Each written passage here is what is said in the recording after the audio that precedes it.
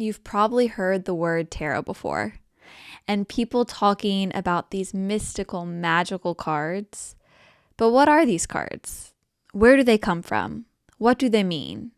How and why do people work with them? And are they as scary as some might think? I know I've personally had and asked a lot of these questions and even held some fear around tarot myself before. And over the last few years, more and more people in my life have shared with me how tarot has helped them during big moments and times of change. So I thought it was time that we take a deeper look into the world of tarot and how these cards can help us grow.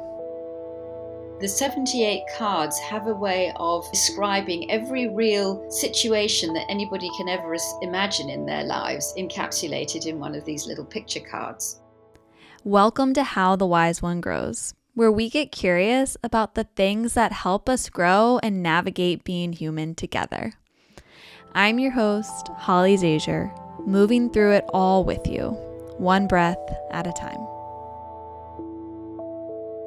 Kelly and I got a chance to sit down on a Saturday morning to talk to Juliet Sharman Burke, who has been practicing tarot for over 40 years. She's written books about tarot, created decks, and really dedicated her life's work to better understanding psychology. And Juliet's long history with tarot began like many others, when she was lost and looking for answers. Well, I mean, it started when I was about, I guess I was 18. And my first big love affair. And I wanted to know what was going to happen. Was this it? And I saw a book that just said tarot, and it was actually the line on the book was tarot for fate, or something like fortune telling or something. And I thought, oh, maybe this will tell me what I need to know about whether this is my destiny with this particular. It wasn't. While that person may not have been Juliet's destiny, tarot certainly has been. Once Juliet came across this book of tarot in her early years, she started engaging with it and reading more and more about it. And gradually, friends started asking her to tell their fortune. And while she didn't think she could actually do that, she thought she should try anyway.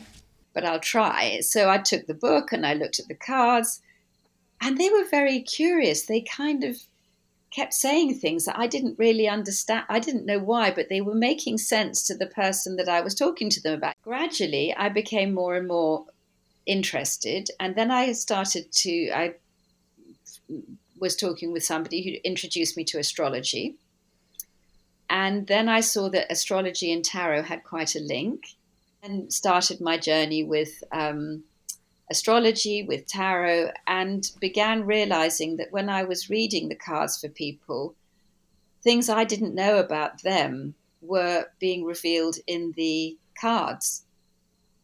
So I could put the cards out and I wouldn't know what was going to happen to that person, but there was meaning for them.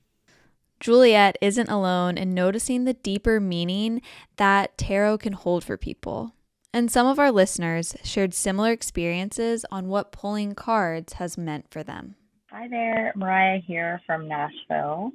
It seems like every time I pull a card, it's the perfect card for the moment. Sometimes I do yes-no spreads, and I'm always very clearly shown the answer. When things are going very well in my life and I'm in sort of a happy flow, exercising, getting sleep, being hydrated, having compassion for my fellow man, I always draw the World card or the Sun card or the Lovers. And I think the inverse is true, right? When I'm struggling to meet my own basic needs, which happens, or there's some external event that's, just causing internal turmoil, I will pull the Tower card or the Moon card, which encourages me to put something to an end, to be able to learn to let go. Or in the case of the Moon card, really just to dig into my shadows and hidden truths, that are actually being triggered. So I think tarot, like everything that we use to discover more about ourselves, is a tool to mirror universal consciousness that is inside of us. Juliet first started to realize the powerful connection that the tarot had with people when she was young, and a coworker asked her to pull some cards for her. The first time I realized that very clearly, I was quite young. I was probably about 20, and I was reading the cards for this woman at work she said she was about 30, and I thought she was terribly old. And she said, "Do you think I'll ever get married?" And I thought, well, probably not, actually. You're a bit old now. You're It's over for you. at 20. I thought, well, if you're not married by now, there's not much of a chance. You're like, you know what? I don't even need to look at the cards for this one. I can just tell you. We already know. Well, I did actually sort of think that. But when I put the cards out, everything in the reading was to do with relationships, was to do with marriage, was to do with fertility, all sorts of things. And I thought, my goodness, this is strange. And I thought, well, I don't think that's very likely, but it's not my fault if the cards are wrong. So I said to her, well, actually, looks like a really good time for relationships. And it does look like. Anyway, about 3 or 4 days later, she met this man that she then married. Wow. Oh, my goodness. The interesting thing was I was so prejudiced because, it looked to me like, because she was quite a difficult woman at work. She was nice. I mean, I liked her, but I was quite frightened of her. She was quite, difficult.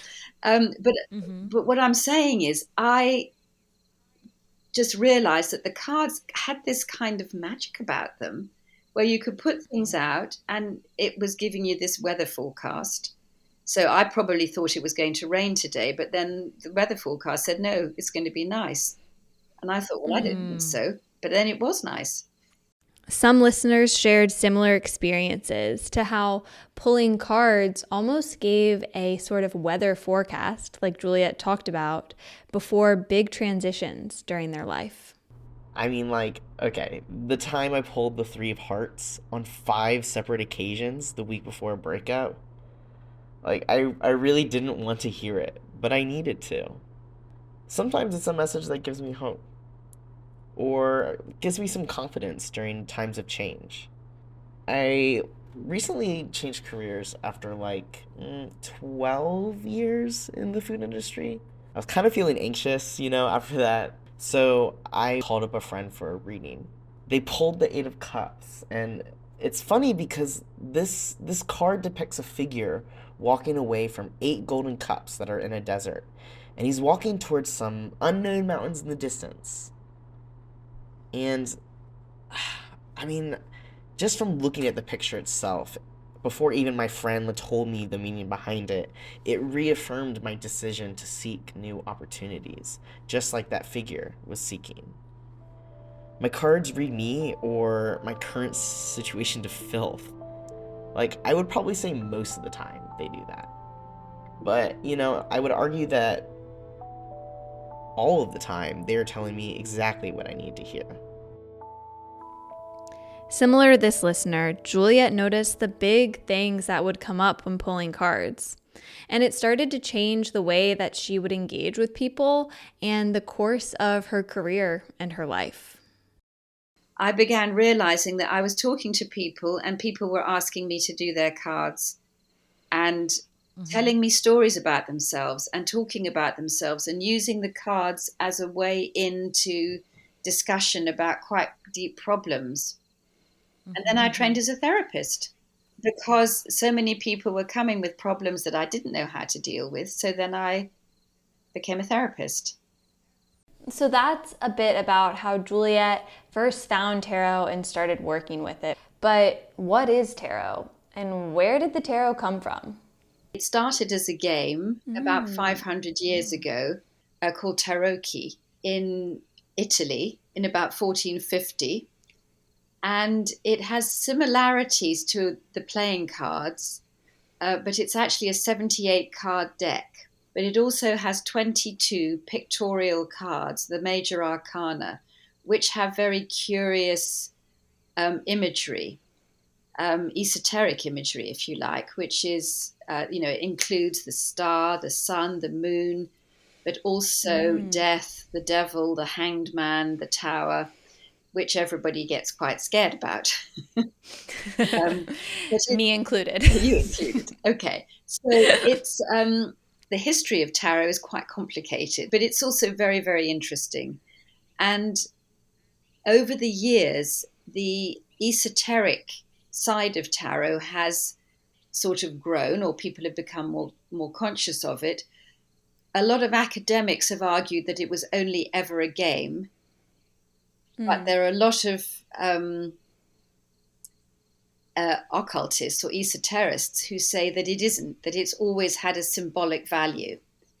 And more research is being done, which has come out to suggest that there really is some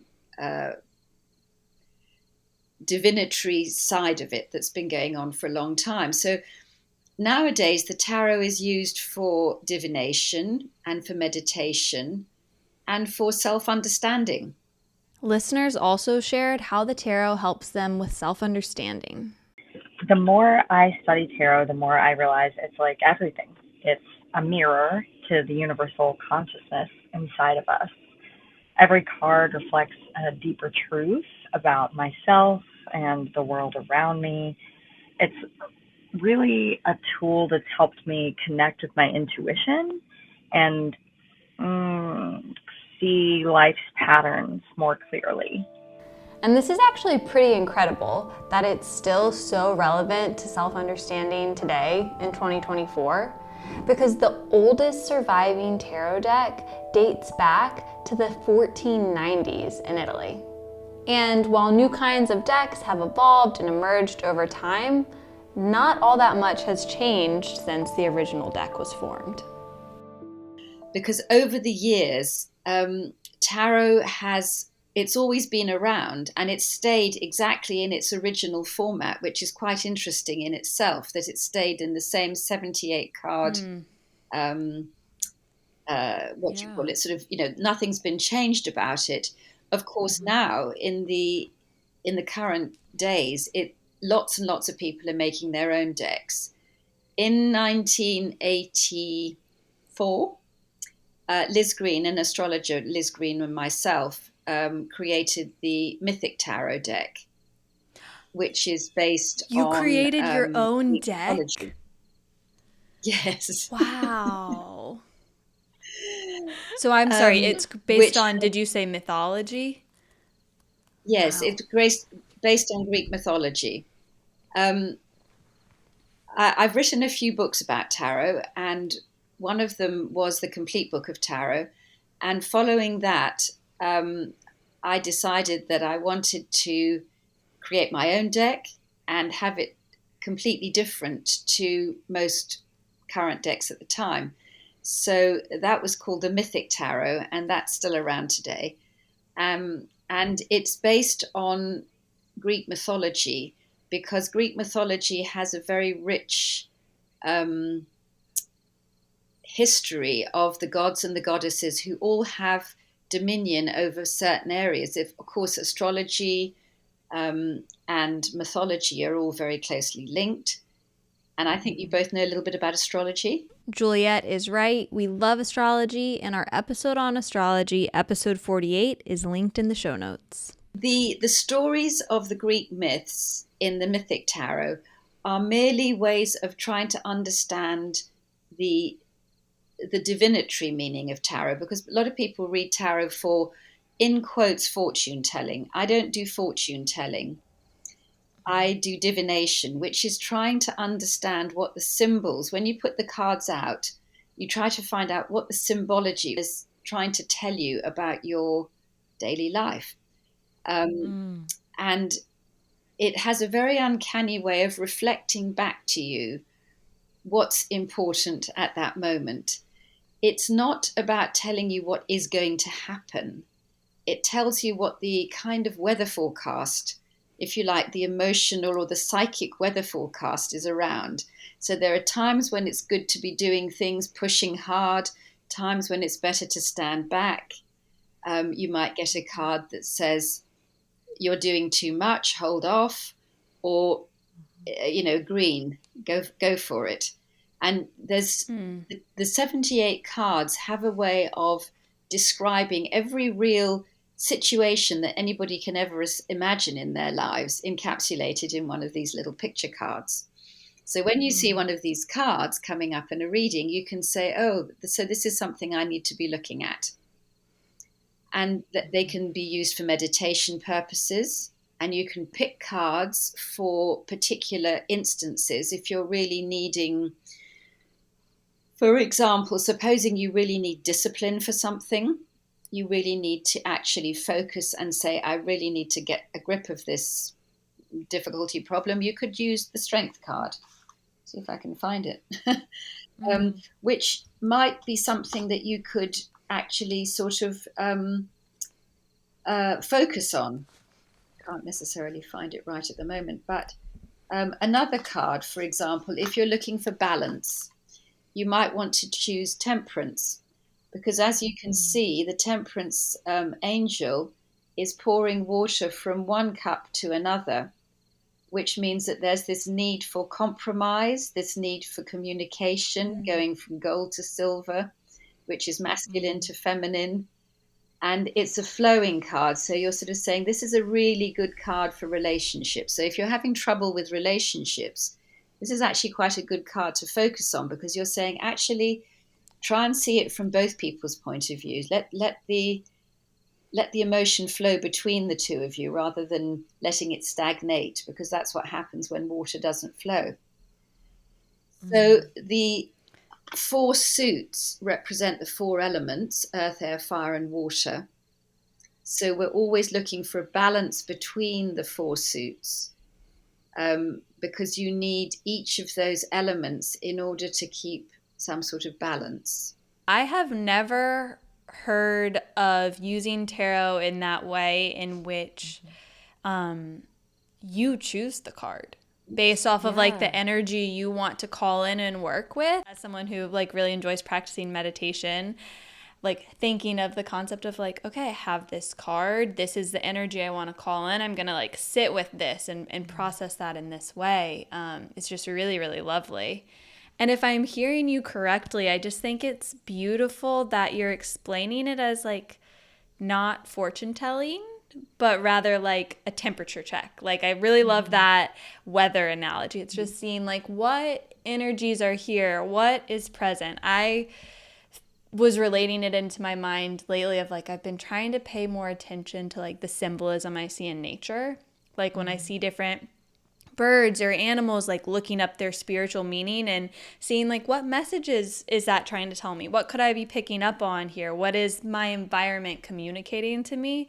So it kind of seems like the cards is another practice or way of doing that, of just like, here is stuff that's just present, and how do you relate to that, and how does that support you as you're moving through this moment? Exactly.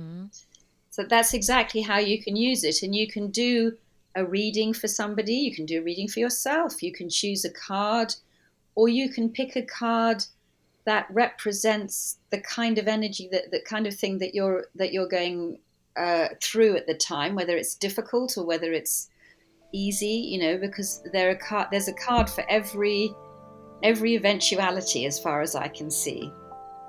The tarot is so good at relating to people who engage with it, because each card reflects a part of the human experience.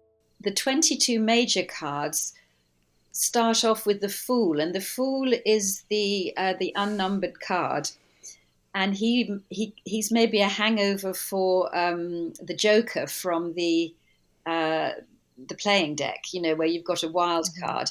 So he can be all or nothing. He's every man, and we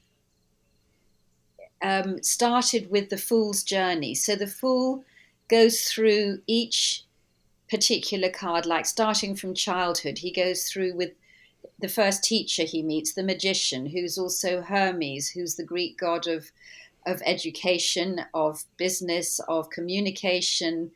He's a messenger god. He takes messages between the gods and men. And so he can also symbolize on a psychological level the conscious to the unconscious, or unconscious coming up to conscious and then being sorted out and then taken back into the unconscious again. So it's like a teacher.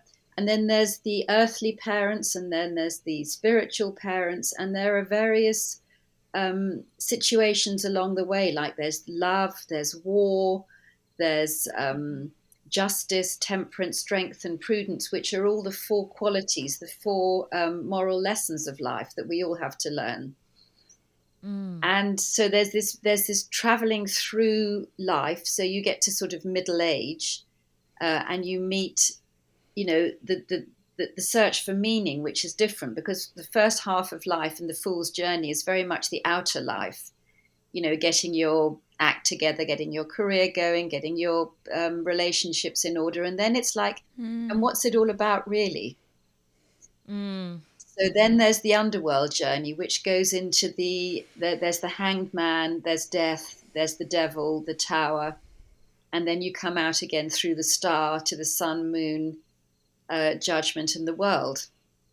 So there's the spiritual journey in the second half of life, which is usually around the Saturn return, if anybody's interested in astrology. About 30 is the time that you suddenly really begin to grow up. You're not, the whole of up until that age, you're still kind of learning and assimilating, and it's all about the outside world. And then it suddenly starts to change, and you start to think, what else is going on? What else is important? What's the other side of life? And sort of taking an inner journey, a dive into the underworld.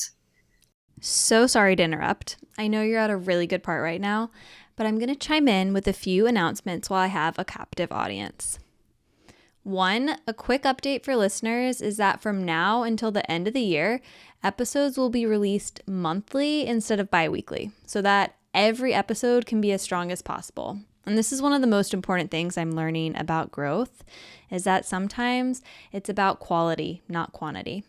And don't worry if you miss listening to my voice every week. We have over 100 episodes in the queue that you can go through and listen to. Second, you listeners on the other end of this podcast make it possible. And you can support the podcast and help it grow by leaving a review, rating, and preferably giving it a 5-star review on your favorite platform, and sharing an episode you love with a friend. Doing these things is like talking to the algorithm gods and helps other people find the podcast. And it really makes a big difference. So take a moment, pause, rate, review, and share this podcast. You can also really support this podcast and connect with listeners by following at How the Wise One Grows and following me at Holly Zajur on social media, particularly on Instagram. This is where we continue the conversations we have on the podcast. And I also put a lot of calls for listener submissions for episodes like this one. So if you want to be on the podcast, be sure to follow us on Instagram. Another incredible thing you can do to support the podcast is to join the Dream Team and make my podcast dreams come true. You can join the Dream Team for as little as $3 a month, and this supports the operating costs and all the love, labor, and yes, sometimes tears that go into producing these episodes. There's a link in the show notes to join there as well. I'm also really excited to share that I have a few spaces available for one-on-one mentorship and coaching. During these sessions, we work together using the modalities of mindfulness, movement, and creative practices to support your mental, physical, and creative well-being and growth. This is one of my favorite things that I get to do, and I would be absolutely honored to work with you. And if you want a little more Holly in your life, but mentorship or coaching doesn't feel like the right fit, I also offer custom meditations that you can gift to yourself or a loved one, which is a great thing to do during the holiday season. All of the links are in the show notes as well. Now that's enough updates, and let's get back into the episode.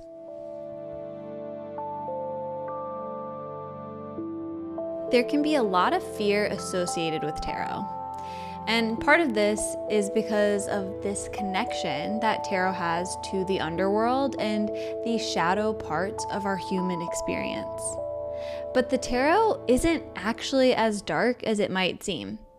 And when you pull an ominous card, like the Death card, it could actually relate to a seemingly happy transition. The thing that a lot of people will say is when you mention tarot, they'll say, "Ugh, the devil," or "Ugh, the death." Mm-hmm.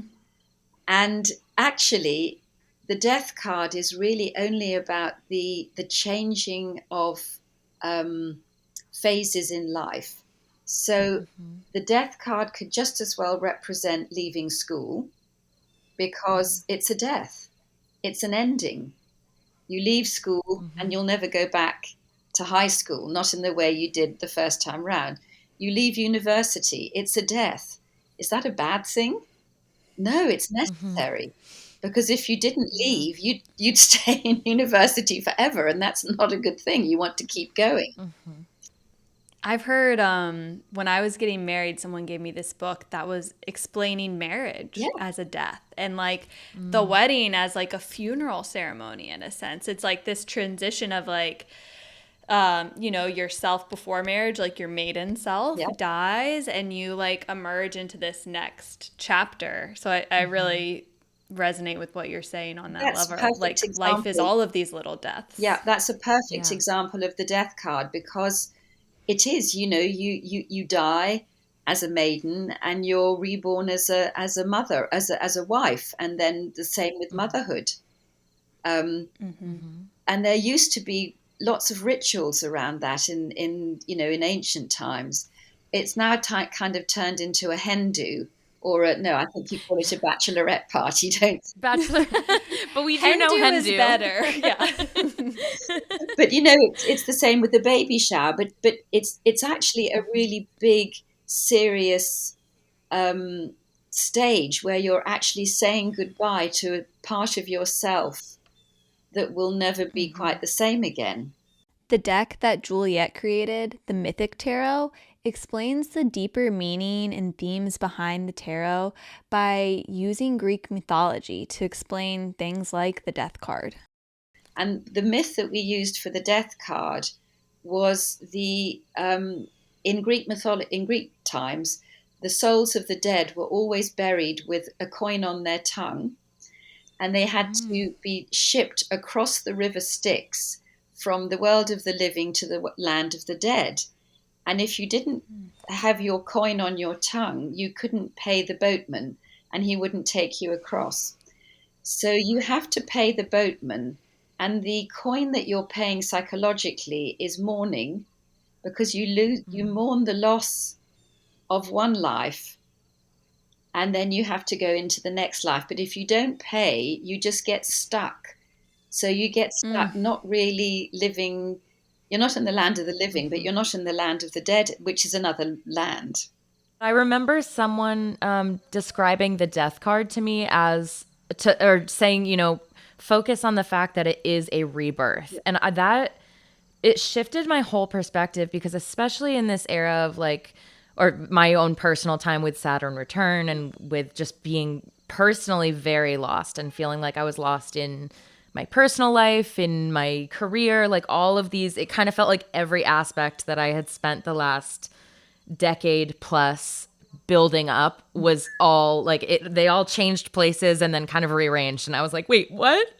And I remember, having this kind of feeling of, I need something to ground me and help me know that it will be okay. And I know that there are people who turn to an organized religion, or there are people who turn to spirituality, or, different things.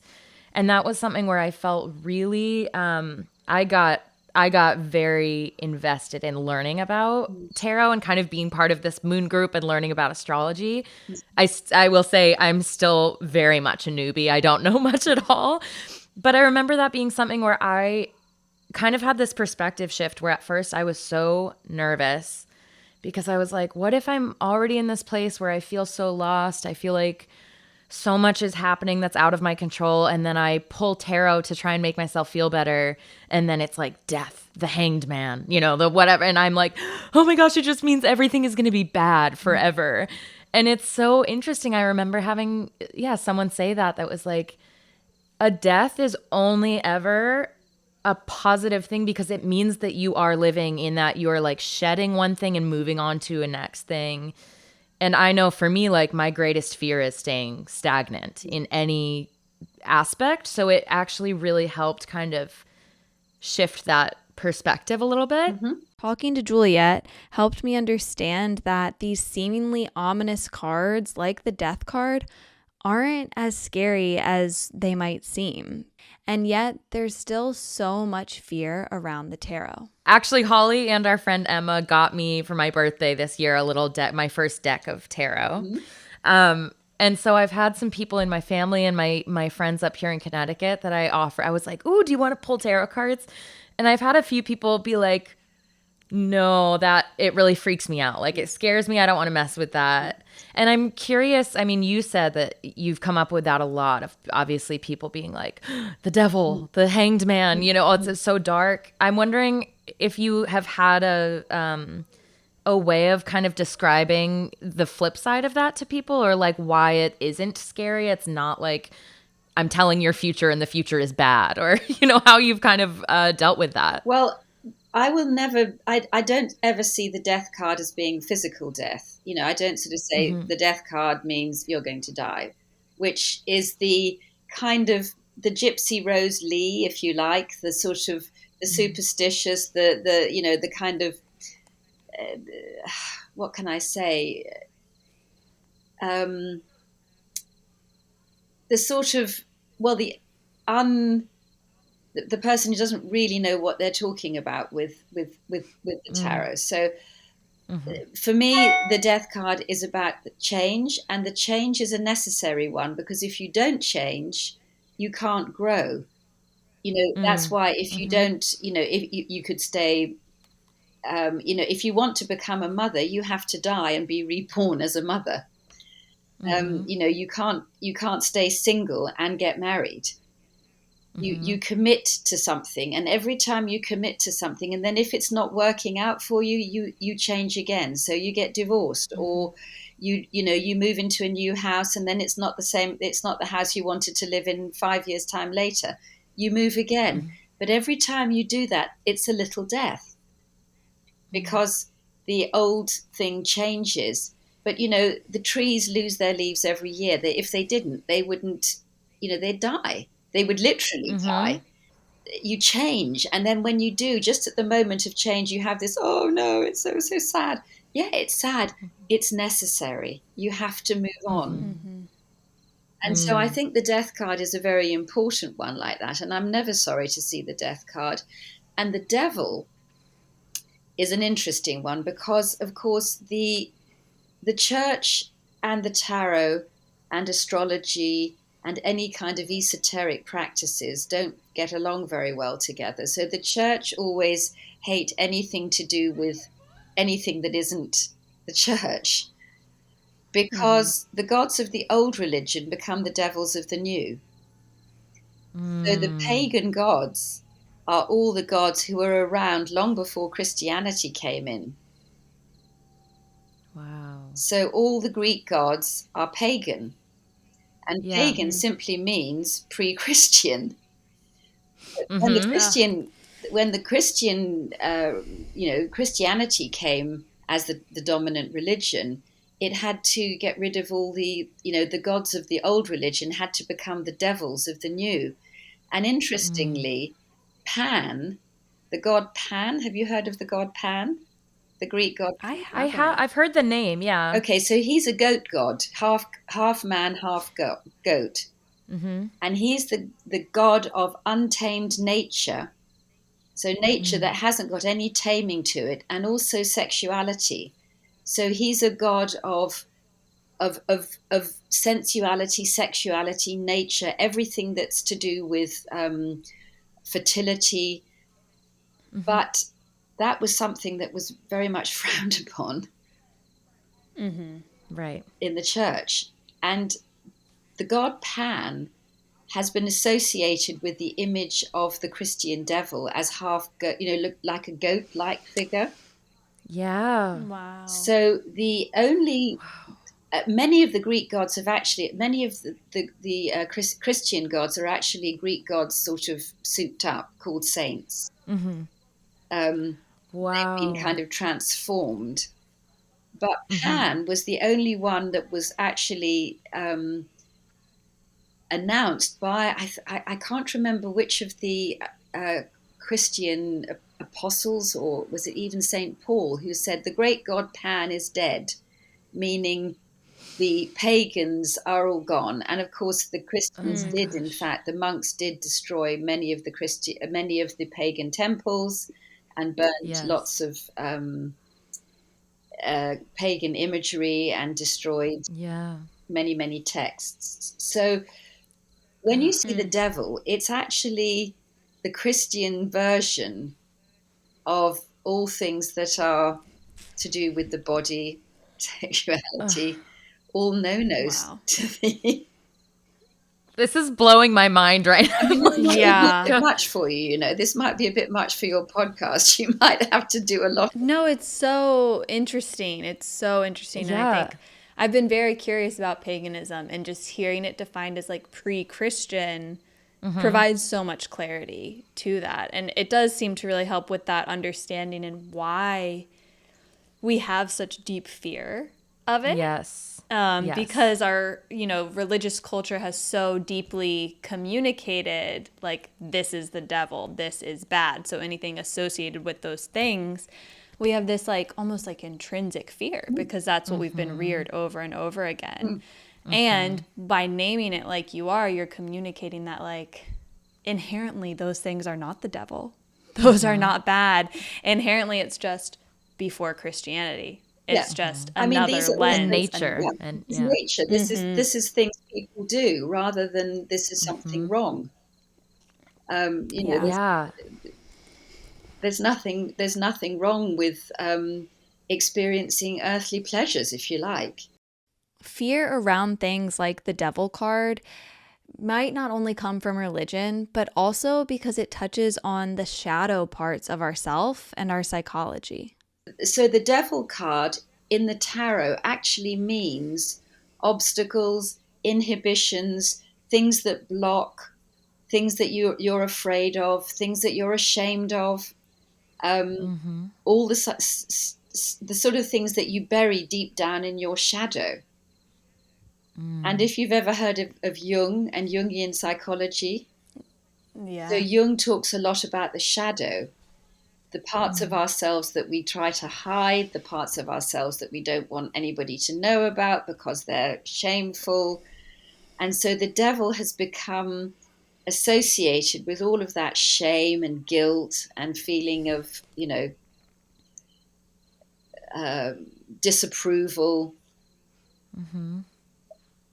But of course, when you actually bring that into the open, you realize that that's nothing to be ashamed of, but it's something that really inhibits you and stops you living freely. So the devil is nothing to do with black magic, although of course it has been appropriated in that way over, because you can take anything and turn it into something evil if you want it to. To me, this is actually one of the coolest parts about the tarot, because it can help bring light to the parts of ourselves that we keep in the shadows. We're so often encouraged to put on a smile and show our best selves and only crave our positive emotions. But being whole, being human, means that you experience a wide range. And these seemingly dark cards allow us the opportunity to tap in and to get to know our shadow parts of ourselves and to tap into our wholeness. But it also allows you to experience the whole of you rather than having something that gets pushed down. Because, of course, when you push it down in you project it onto other people, which is what's happening at the moment. There's a great deal of shadow projection going on in the world, and people are projecting onto groups, onto you know, things out there, because when you don't recognize your own shadow, when you don't accept the things about yourself that you're upset about, that you're ashamed of, that you're having problems with, you want to kind of get rid of it, so you push it out onto somebody else or onto something else. So I think the shadow work that you can actually do through the tarot is really very, very useful. And the other one is the tower, which is the breaking down of old ways in order to make something different, something new and creative. You can use all the tarot images in different ways to kind of just understand a little bit more psychology, a little bit more about people's inner worlds, because we're all the same. We're all basically vain and greedy and tempted, and we all want the easy way out, and we'd like to cover up if we possibly could. And we're also decent people who want to live good lives, and we're kind and we're good and we're generous. We're all a big mixture of that, aren't we? Yeah. I love the saying that's shame thrives in the dark and shame cannot survive when you shine light on it. Exactly. It's some version of that. But I think that has been something that's been so helpful for me, because there's just through my life. I mean, growing up when I was a kid, my parents used to say it all comes clean. It all comes out of the wash clean in the end. And it was like, if you lie, we're going to find out about it. It's just basically how excruciatingly long you want it to be while you're ashamed of the lie you're telling, or lies trying to cover your track, or just be like, I messed up, here's what it is, and just be done with it. And it's that kind of like, I think something that I have learned that does feel like it relates to tarot, in that you can kind of, I love that you said it's like a understanding psychology of humans generally, is that you really do get a sense of, I think shame is so isolating, and you become, or I should say in my experience, it's very isolating, and I become kind of closed off to people around me when I'm experiencing shame, because I'm like, certainly no one else has experienced this, I'm bad, I'm the problem. I know for me now at 31 and a half, I'm like, okay, now, you know what? I've really learned that when I'm dealing with shame, there are different ways to deal with it. But one of the fastest ways for me to not like have that almost instantaneous relief is to just say out loud to someone, like, I'm feeling really shameful and I want to just say it and and so much of the time, if I have that conversation, I think Holly and I were just on the phone on Thursday, and there was something like that I was like, yeah, I'm just feeling weird about this. And it's so helpful to just say it. And then when people are like, oh, I feel that way all the time, or like, oh, I've totally done that. Or, you kind of go like, oh, right, I'm not horrible. I'm not bad. I'm not the monster in the labyrinth, And it's just like, okay, it's, we can kind of like, I think, show ourselves a little more compassion with that. And I think that's a beautiful way to maybe, to kind of tie back into the fear of tarot. It's like, but you can also use it to gain real insight and have that kind of compassion for yourself and for others, and just like how we live out our lives as humans. We could have talked to Juliet forever about the esoteric elements of tarot, but we also wanted to dive into some of the more logistical questions that we had about working with the tarot. So I want us to kind of go through some like almost like a lightning round of like tarot questions and misconceptions we might have for like a very beginner level. Kind of like, first and foremost, you mentioned you created this amazing deck, which I am definitely going to link in the show notes, and I am going to get for myself. But that kind of leads me to my first question. Like, I was told, and I like spread this to Emma and Kelly, so I don't know if it's true or not, but I was told that you're supposed to be like gifted your first tarot deck. Or you're supposed to be gifted tarot. You're not supposed to like buy it. I guess just like overall, how do you know what deck is right for you? How do you get a deck? And then how do you like pull cards? How do you set your space for that? Okay, so I don't believe that you have to be gifted it. I think that's an old kind of gypsy superstition as far as I'm concerned. So I don't believe that. I think that the Okay. most important thing is to look at cards. If you want to get some cards, go to a card shop, a tarot, a bookshop or a place where they sell tarot cards, and look at as many cards decks as you like, and see the one that you're most drawn to, the one that appeals to you, the one that you like the look of, and one that you like it could be a very ancient deck, because some of the decks still exist from the 14th century, and some are very modern, and there are a lot of modern decks around now. Lots of people are designing decks, and you choose the one that appeals to you, that you like the colors, you like the artwork, you like the I've done two. So it is okay to judge by a cover in this Well, case. judge by the cards, by the pictures. It's like, Yeah. look at, you wouldn't go and buy a piece of art that you didn't like just because someone's given it. You wouldn't hang it on the wall if you didn't like it, would you?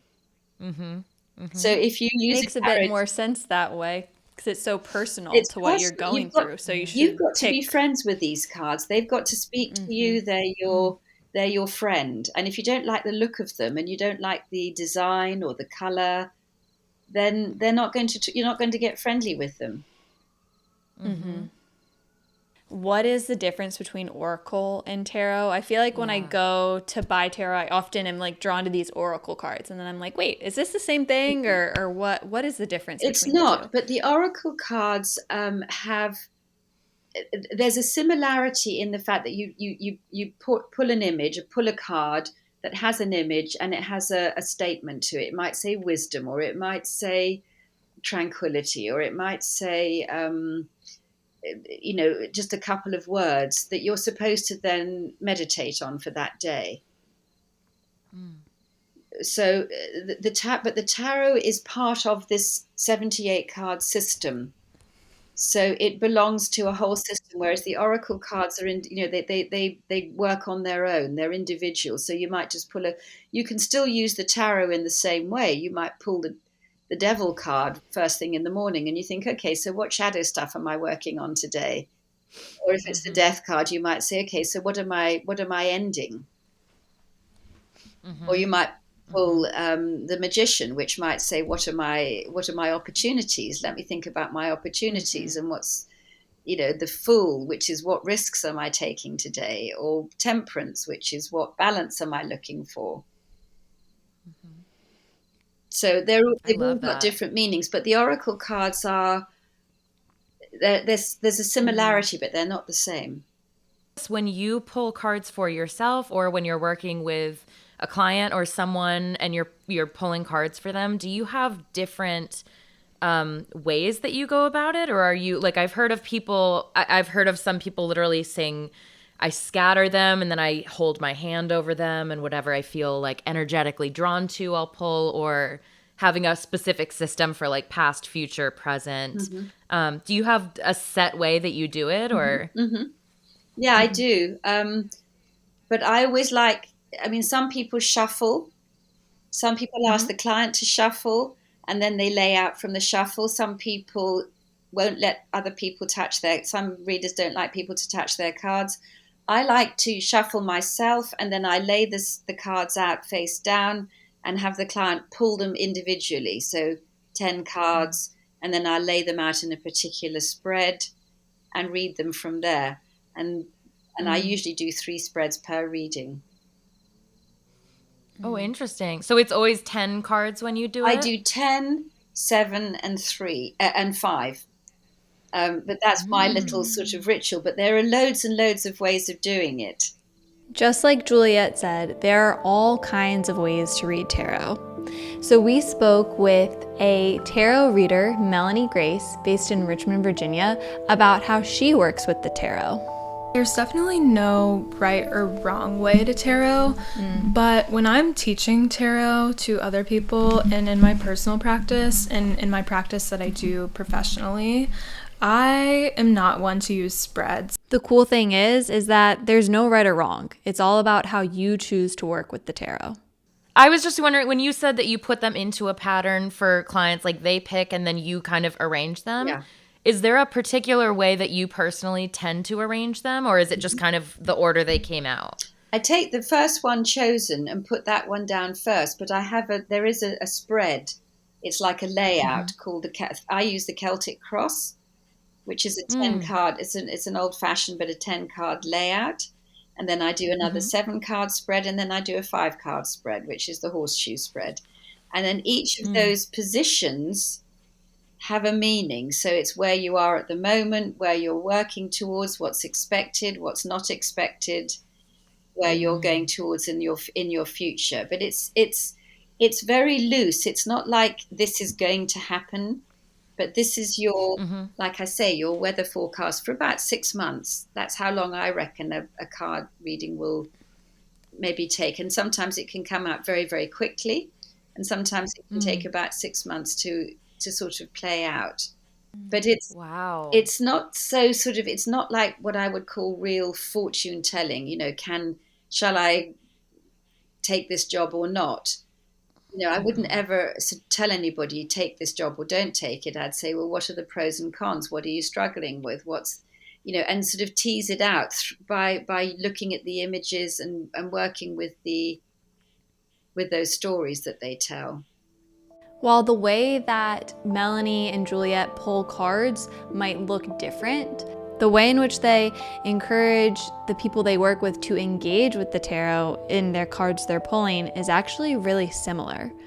A lot of people will come to tarot asking questions of like, what's going to happen in this relationship? What's going to happen in this job? They're looking for external things, and sometimes you will get internal answers. But sometimes you'll actually get external answers. You could get a mix of both. But that's why like being able to distinguish the two is really important, and like know when it could even be a reflection. The King of Pentacles could be someone else in a reading. It could at the very same time represent a part of you, like a mirror. Not only can tarot help you find internal answers, it can also give people the language to communicate about things that they might not have had the words for before.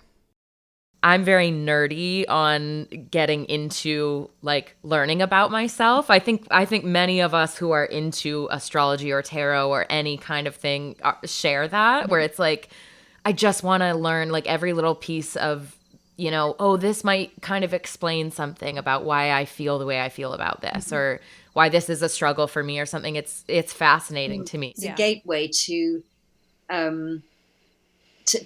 talking about oneself. So after hearing Juliet and Melanie and our listeners share their thoughts on tarot, maybe your perspective is different than what you thought before.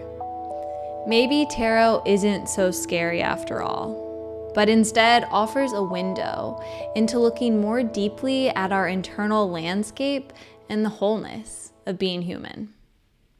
If you want to engage with Juliet's work with her, and Melanie, all the links are in the show notes. And thank you for listening and taking this journey into the world of tarot with us. I'd love to hear what you think, how this may or may not have changed what you think about tarot. And if you want to continue the conversation, you can do so by leaving a review and / especially joining our intentional living community on Discord. I'll have a note in there for you to share about your thoughts on tarot in this episode. I also want to take a moment to thank you for listening to this podcast and making it possible. If you love this podcast, share it with a friend, give it a 5-star review, and join the dream team for as little as $3 a month to keep it going. All of the links are in the show notes. And until the next time, let's keep taking it one breath at a time.